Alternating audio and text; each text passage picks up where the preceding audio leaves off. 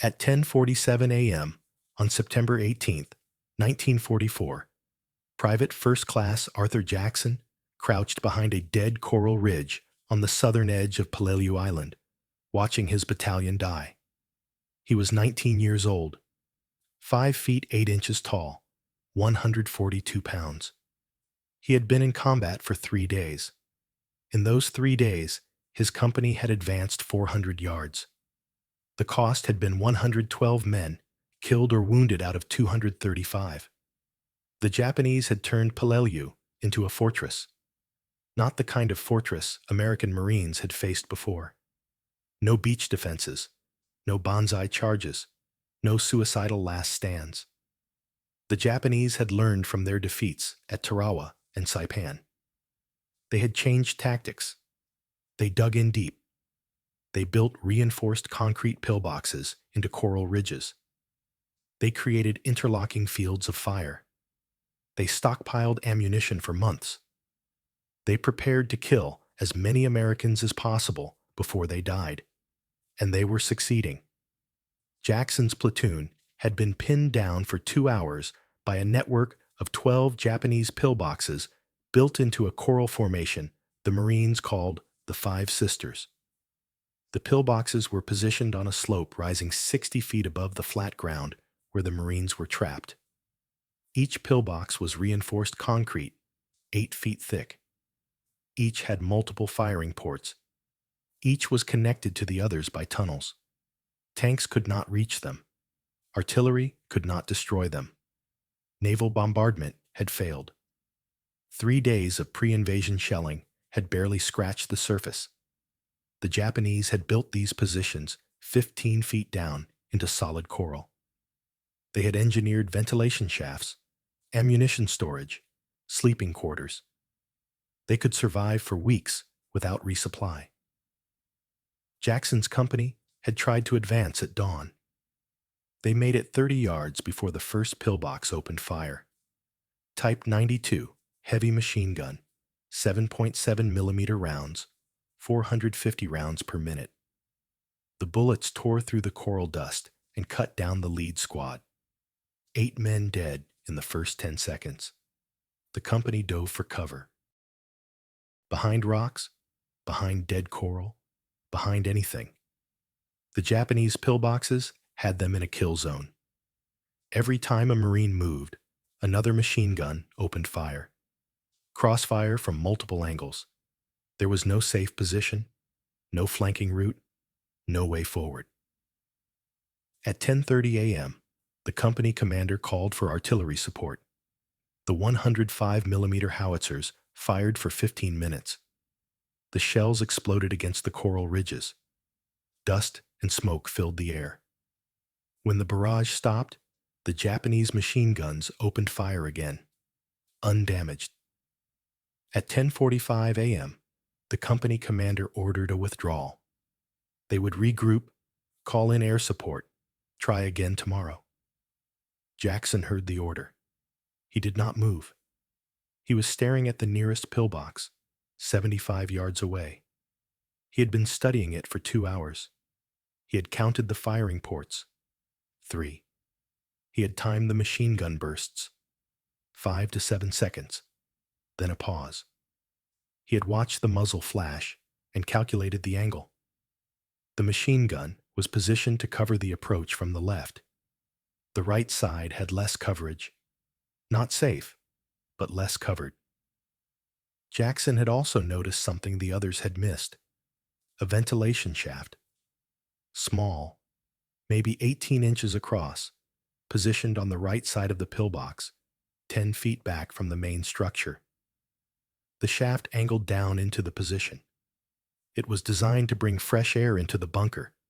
It could also bring in grenades. Jackson stood up. His squad leader shouted at him to get down. Jackson ignored him. He slung his Browning automatic rifle across his chest. He grabbed 4 fragmentation grenades from his belt. He ran. The Japanese machine gun in the nearest pillbox tracked him immediately. Bullets kicked up coral dust behind his boots. Jackson sprinted at an angle, not straight toward the pillbox, but to the right. toward the area with less coverage. The machine gun followed him. The gunner was good. The bursts were controlled, aimed, professional. But the angle was wrong. The pillbox had been designed to cover a frontal assault, not a flanking run. Jackson reached a coral outcropping 40 yards from the pillbox. He dropped behind it. Bullets hammered the coral above his head. Fragments sprayed across his helmet. He waited. 5 seconds. The firing stopped. The Japanese gunner was reloading or repositioning. Jackson ran again, this time toward the ventilation shaft. He covered 20 yards in 4 seconds. The machine gun opened fire again. Too late. Jackson was already past the firing arc. He reached the ventilation shaft and dropped to his knees. The shaft was 18 inches across, angled down at 45 degrees. Jackson pulled the pin on his first grenade. He dropped it into the shaft. He counted 2 seconds. He heard the explosion. Muffled, deep, contained within the pillbox, screaming from inside. Then silence. The machine gun stopped firing. Jackson did not wait to confirm the kill. He moved immediately toward the second pillbox, 35 yards north. This one was larger. 2 firing ports visible from his position. 1 machine gun, 1 rifle port. The rifle port opened fire first. A single shot. The bullet missed by inches. Jackson dove behind a coral boulder. The machine gun joined in. Type 96. Lighter than the Type 92, but faster. 550 rounds per minute. The bullets shredded the coral around Jackson's position. He was pinned. No ventilation shaft visible from this angle. No flanking route. The pillbox had been built into a ridge with sheer coral walls on both sides. Frontal assault was suicide. Jackson studied the firing ports. The machine gun port was on the left. The rifle port was on the right. The 2 ports were positioned 12 feet apart. That meant 2 separate chambers inside, or 1 large chamber with a dividing wall. Either way, the Japanese soldiers inside could not see each other. They could only see what was in front of their firing ports. Jackson had an idea. He pulled a white phosphorus grenade from his belt. White phosphorus burned at 5,000 degrees Fahrenheit. It created smoke, flames, and psychological terror. The Japanese called it the devil's weapon. Jackson pulled the pin. He threw the grenade at the machine gun port, not into the port. He could not make that throw from this angle. He threw it at the coral wall directly below the port. The grenade exploded on impact. White phosphorus erupted across the face of the pillbox. Thick white smoke poured into the machine gun port. The machine gun stopped firing. Jackson heard coughing inside, shouting, panic. He ran toward the rifle port. The Japanese riflemen inside saw him coming. He fired. The bullet hit Jackson's Browning automatic rifle. The impact knocked the weapon from Jackson's hands. The rifle clattered across the coral. Jackson kept running. He reached the rifle port. He pulled his sidearm. M1911, .45 caliber, 7 rounds. Jackson fired 3 rounds through the rifle port at point-blank range. He heard a body fall. He moved to the machine gun port. The smoke was clearing. He could see movement inside. Jackson pulled another fragmentation grenade. He shoved it through the machine gun port. He turned and ran. The explosion tore through the pillbox. Fire and smoke vented from both ports. The second pillbox was silent. 2 down. 10 to go. Jackson retrieved his Browning automatic rifle. The bullet had struck the magazine. The magazine was destroyed, but the rifle was functional. He loaded a fresh magazine. 20 rounds. He checked his grenades. 2 fragmentation grenades left. No more white phosphorus. He would have to improvise. The third pillbox was 50 yards upslope. This one was built into a recessed position, partially underground. Only one firing port visible. No ventilation shaft. No weak points. The pillbox had a clear line of sight down the slope. Any approach would be under fire for the entire distance. Jackson did not approach from the slope. He moved laterally along the ridge, using dead coral and rock formations for cover. The Japanese machine gun tracked him, but could not depress the angle low enough to hit him. The pillbox had been designed to fire downslope at advancing Marines, not at targets moving horizontally along the ridge. Jackson reached a position 20 yards to the left of the pillbox. He was now outside the machine gun's firing arc, but he still had no way to assault the position. The pillbox entrance was on the opposite side, facing the Japanese rear. The firing port was reinforced concrete. No grenades would fit through the narrow slit. Jackson needed to get inside. He moved closer. 15 yards. 10 yards. The Japanese soldiers inside could not see him. Their field of view was limited to the firing port. Jackson reached the side wall of the pillbox. He pressed himself against the concrete. He could hear voices inside. 2 men, maybe 3. Speaking Japanese? Calm voices. Professional. They were not panicking. They did not know he was there. Jackson moved along the wall toward the rear entrance. The entrance was a narrow corridor cut into the coral, protected by a 90-degree turn. Standard Japanese defensive design. Any attacker entering the corridor would have to navigate the turn while under fire from inside. Jackson pulled his last 2 grenades. He moved into the corridor. Slowly. Quietly. He reached the turn. He could see the interior of the pillbox now. 3 Japanese soldiers, 1 on the machine gun, 2 behind him, loading ammunition. Jackson pulled the pin on his first grenade. He cooked it for 2 seconds. He threw it around the corner into the pillbox. He dropped flat and covered his head. The explosion was deafening in the confined space. Screaming. Jackson pulled the pin on his second grenade. He threw it immediately after the first. The second explosion cut off the screaming. Jackson waited 5 seconds. He moved into the pillbox. 3 dead Japanese soldiers. The machine gun was destroyed. Ammunition scattered everywhere. Small fires burning from the white-hot shrapnel. Jackson grabbed a canvas bag filled with Type 97 hand grenades. Japanese grenades. Smaller than American fragmentation grenades, but effective. He counted 8 grenades. He slung the bag over his shoulder and exited the pillbox. 3 pillboxes destroyed. 9 remaining. Jackson's company was still pinned down at the base of the ridge. He could see them 200 yards below. Small figures huddled behind cover. Some wounded, some dead. The company commander was shouting orders, but no one was moving. They were waiting for air support, for tanks, for something other than a suicidal assault. Jackson was not waiting. He moved upslope toward the 4th pillbox.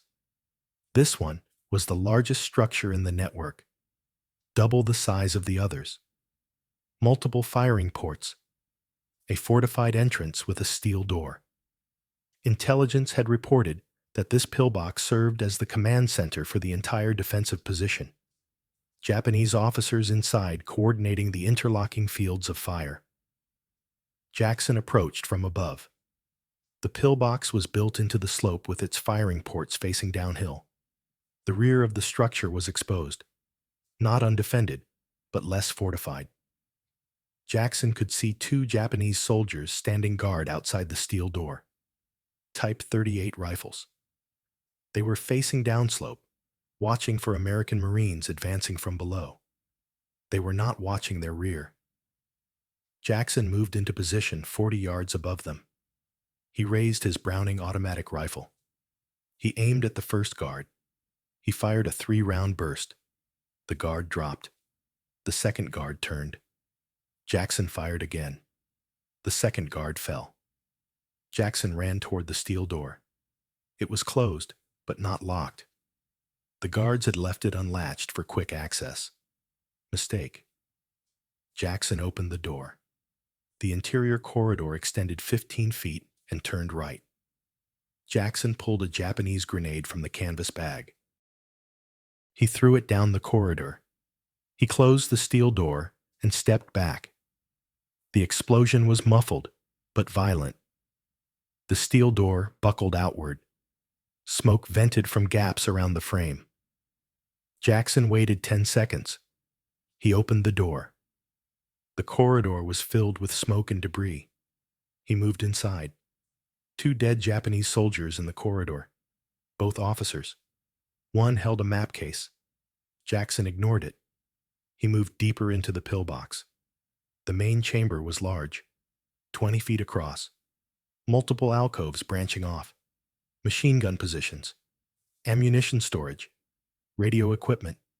5 more Japanese soldiers inside. 3 were wounded from the grenade blast. 2 were combat effective. The 2 effective soldiers opened fire. Type 14 pistols. 8mm rounds. Close range. 1 bullet hit Jackson in the left shoulder. The impact spun him around. He dropped to one knee. He raised his Browning and fired. Full automatic. 20 rounds in 3 seconds. All 5 Japanese soldiers went down. Jackson checked his shoulder. The bullet had passed through muscle. Painful, but not disabling. He could still move his arm. He reloaded his Browning. He exited the pillbox and continued upslope. 4 pillboxes destroyed, 8 remaining. But Jackson was now inside the defensive network. The remaining pillboxes were positioned to defend against external assault. They were vulnerable from the rear. Jackson moved methodically. Pillbox 5 was 30 yards north. Standard design. 1 firing port. 2 soldiers. Jackson approached from the rear. Japanese grenade through the entrance. Explosion. Silence. Pillbox 6 was adjacent to 5, connected by a tunnel. Jackson entered through the tunnel. The Japanese soldiers inside heard him coming. They opened fire down the tunnel. Bullets ricocheted off coral walls. Jackson pulled back. He threw 2 grenades into the tunnel. He waited for the explosions. He moved through. 2 dead Japanese soldiers. The tunnel opened into the main chamber. 1 more soldier inside. Wounded. Jackson fired twice. Pillbox 7 was built into a natural cave formation. The cave extended 40 feet into the coral ridge. Multiple chambers. Unknown number of soldiers inside. Jackson stood at the cave entrance. He could hear movement deep inside. Voices. Equipment being moved. The Japanese were fortifying a deeper position. Jackson had 2 options. Enter the cave and clear it room by room. High risk of ambush. Or collapse the entrance and trap them inside. Jackson chose the second option. He moved back to the 4th pillbox, the command center. He found what he was looking for. Demolition charges. Satchel charges filled with TNT. The Japanese had planned to use them to destroy American tanks. Jackson carried 4 satchel charges back to the cave entrance. He positioned them around the opening. He set the fuses for 30 seconds. He lit the fuses and ran.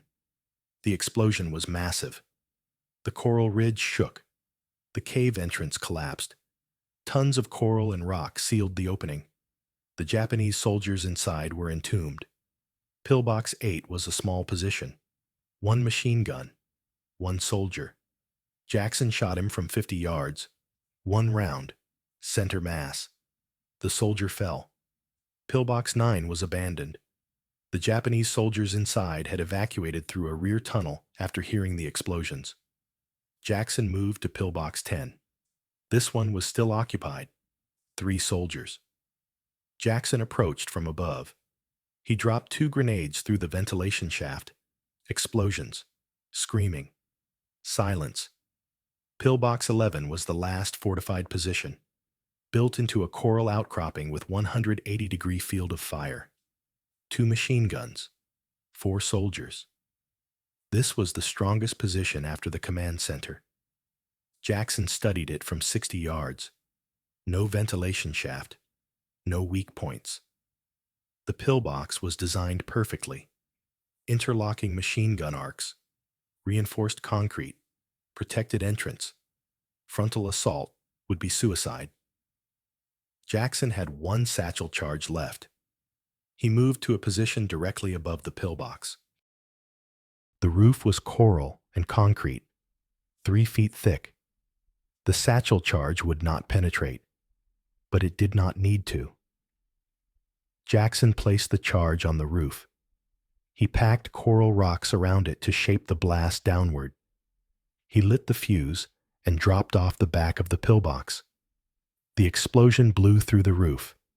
Not completely, but enough. A 3-foot hole opened in the ceiling. Smoke and dust poured out. Jackson climbed back onto the roof. He looked through the hole.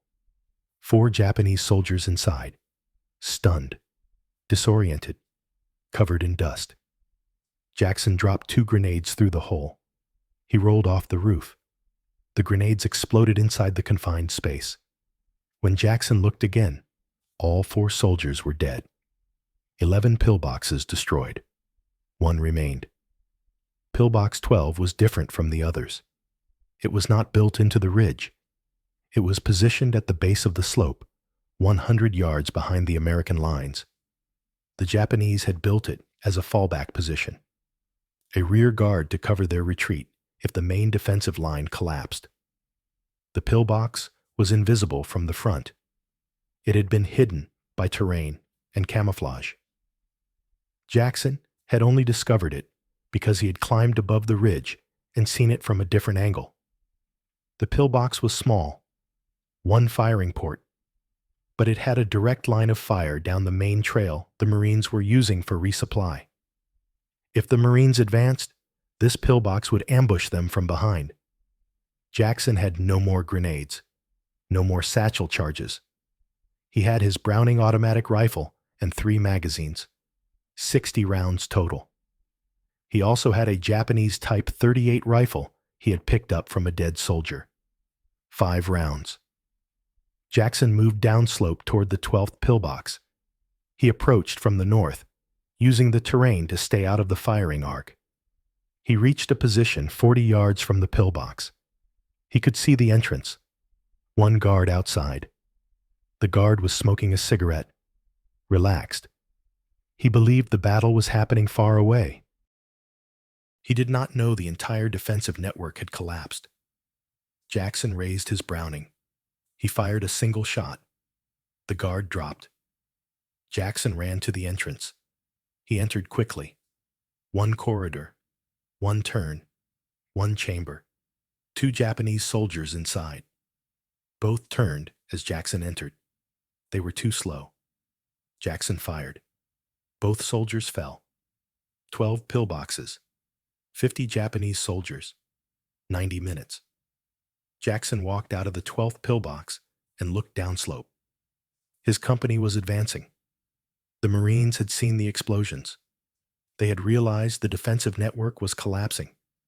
They were moving upslope, clearing positions, securing the ridge. Jackson sat down on a coral rock. His shoulder was bleeding. His hands were shaking, adrenaline draining. He realized he had not thought about dying. Not once. He had only thought about the next pillbox, the next target, the next problem. Captain Joseph Buckley found Jackson 20 minutes later. Buckley was the company commander. He had watched Jackson's assault from the base of the ridge. He had seen the explosions. He had not believed one man could do it. Buckley asked Jackson why he did it. Jackson said the company was pinned down. Someone had to do something. Buckley recommended Jackson for the Medal of Honor. The recommendation was approved. On October 5, 1945, President Harry Truman presented Arthur Jackson with the Medal of Honor at the White House. Jackson was 20 years old. He was the youngest Marine to receive the Medal of Honor during World War II. The citation read, "For conspicuous gallantry and intrepidity at the risk of his life above and beyond the call of duty, while serving with the 7th Marines, 1st Marine Division, in action against enemy Japanese forces on Peleliu Island, September 18, 1944. Boldly taking the initiative when his platoon's advance was held up by the fire of Japanese troops concealed in strongly fortified positions, Private First Class Jackson unhesitatingly proceeded forward and courageously defying heavy barrages, charged a large pillbox housing approximately 35 enemy soldiers. Placing his rifle through the embrasure, he opened fire, killing or wounding all occupants.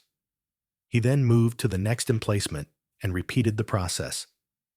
In swift succession, he continued his aggressive advance, destroying in all 12 pillboxes and killing approximately 50 Japanese soldiers.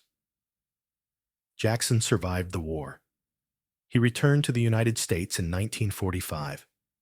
He was discharged from the Marines in 1946. He married his high school girlfriend.